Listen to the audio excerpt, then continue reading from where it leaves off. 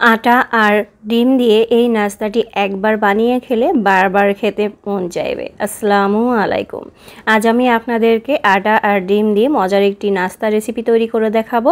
বিকালের নাস্তা অথবা বাচ্চাদের টিফিনেও কিন্তু ঝটপট বানিয়ে দিতে পারবেন। তো চলুন কীভাবে তৈরি করেছি সেই রেসিপিটি দেখে নিই। প্রথমে নিয়ে নিচ্ছি এখানে আমি 1 কাপ আটা, আপনারা চাইলে ময়দাও নিয়ে নিতে পারবেন। দিয়ে দিচ্ছি স্বাদমতো লবণ, দিয়ে দিচ্ছি 1 টেবিল চামচ চিনি আর 1 টেবিল চামচ তেল। এখন সবগুলো উপকরণ খুব ভালো করে মিশিয়ে নিচ্ছি। এই কাজটা কিন্তু একটু সময় নিয়ে খুব ভালো করে নিতে হবে। এটা যত ভালোভাবে মেশানো হবে আপনার নাস্তাটা কিন্তু ততটাই খাস্তা হবে। তো একটু সময় নিয়ে এভাবে ডলে ডলে খুব ভালো করে মিশিয়ে নিতে হবে। যখন মুঠ করবেন, এটা মুঠ হয়ে যাবে, তখনই বুঝবেন এটা পারফেক্টভাবে হয়েছে। এখন অল্প অল্প পানি দিয়ে একটা ডো তৈরি করে নেব। পানি একবারে বেশি না দিয়ে অল্প অল্প দেবেন, দিয়ে একটা ডো তৈরি করে নেবেন। তো এই যে আমার ডোটা কিন্তু তৈরি করা হয়ে গিয়েছে, একটু ভালো করে মথে নিয়েছি। এখন এটাকে 10 মিনিট রেস্টে রেখে দিচ্ছি।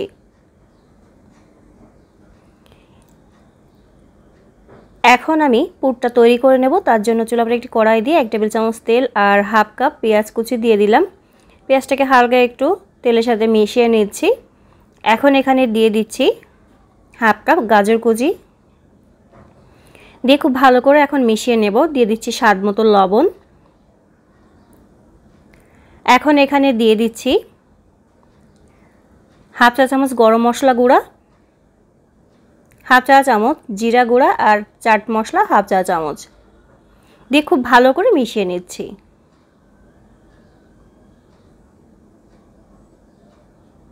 এখন এখানে দিয়ে দিচ্ছি 2টা কাঁচামরিচ কুচি, দিয়ে আবার খুব ভালো করে মিশিয়ে নিচ্ছি। তারপরে 2টা সিদ্ধ ডিম ছোট ছোট পিস করে কেটে নিয়েছি, সেটা এখানে দিয়ে দিচ্ছি। দিয়ে খুব ভালো করে মিশিয়ে নেব।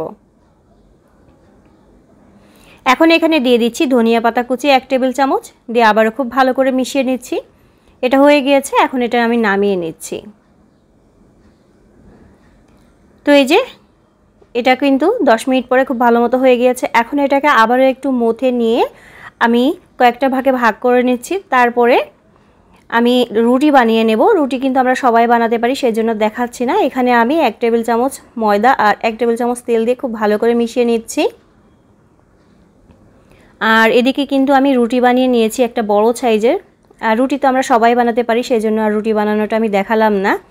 তো এই যে সেই ময়দা আর তেলের মিশ্রণটা রুটির উপর দিয়ে এভাবে দিয়ে ঠিক এভাবে একটা ভাঁজ করে নিতে হবে, আর অপর সাইড দিয়েও এভাবে একটা ভাঁজ করে নিতে হবে।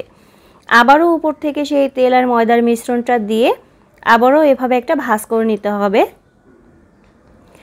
আবারও আমি উপর থেকে সেই তেল আর ময়দার মিশ্রণটা দিয়ে দিলাম, দিয়ে ভাঁজ করে নিতে হবে। ঠিক এইভাবে এটাকে ভাঁজ করে নিতে হবে। এবার একটু খেয়াল করলে আপনারা খুব সহজেই কিন্তু এটা বুঝতে পারবেন। তো এই যে এভাবে ভাঁজ করে নিচ্ছি। এখন মাঝ বরাবর কেটে নেব।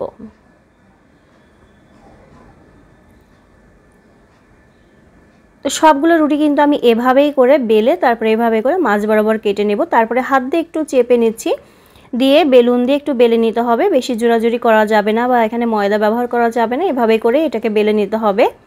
তো এই যে বেলে নিয়ে তারপরে পুরটা এর ভিতরে দিয়ে দিতে হবে। তো এর ভিতরে আমি পুরটা দিয়ে দিচ্ছি। পুরটা দিয়ে এভাবে করে মুখটা আটকে দিতে হবে।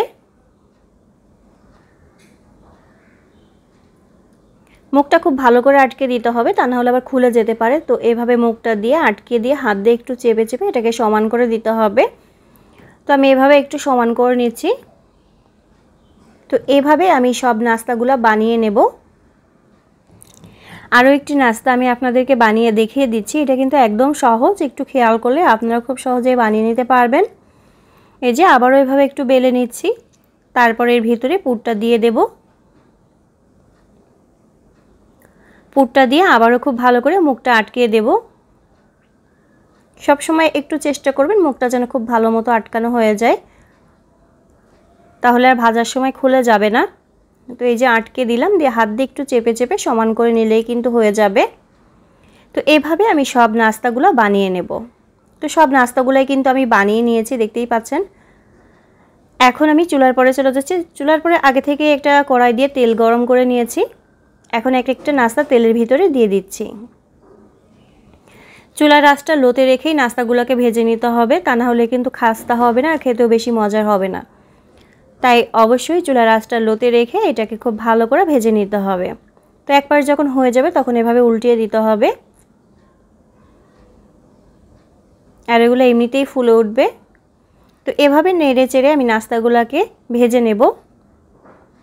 তো দেখতে পাচ্ছেন সুন্দর একটা কালার চলে এসেছে। তো এখন আমি এটা নামিয়ে নিচ্ছি। আজকের এই রেসিপিটি যদি আপনাদের ভালো লেগে থাকে অবশ্যই পেজটাতে ফলো দিয়ে পাশে থাকবেন। দেখতেই পাচ্ছেন হয়ে গিয়েছে। এখন এগুলো তেল ঝরিয়ে খুব ভালো করে তারপর উঠিয়ে নিতে হবে। খুব সহজ করে দেখানোর চেষ্টা করেছি। আপনারা বিকালের নাস্তা বাচ্চাদের টিফিনে কিন্তু বানিয়ে দিতে পারবেন। খুবই কম খরচে এবং কম সময়ের ভিতরেই তৈরি করা যায়, আর খেতেও কিন্তু অনেক মজার। তো সবগুলো নাস্তা একইভাবে আমি ভেজে নিয়েছি। এই যে, তো এটা কতটা খাস্তা হয়েছে আমি আপনাদেরকে একটু ভেঙে দেখিয়ে দিচ্ছি। দেখুন অনেক বেশি ক্রিস্পি হয়েছে। আশা করি আজকের এই সহজ নাস্তা রেসিপিটি আপনাদের ভালো লাগবে। যদি ভালো লেগে থাকে অবশ্যই একবার বাসায় তৈরি করে খেয়ে দেখবেন। আজকের মতো বিদায় নিচ্ছি। আল্লাহ হাফেজ।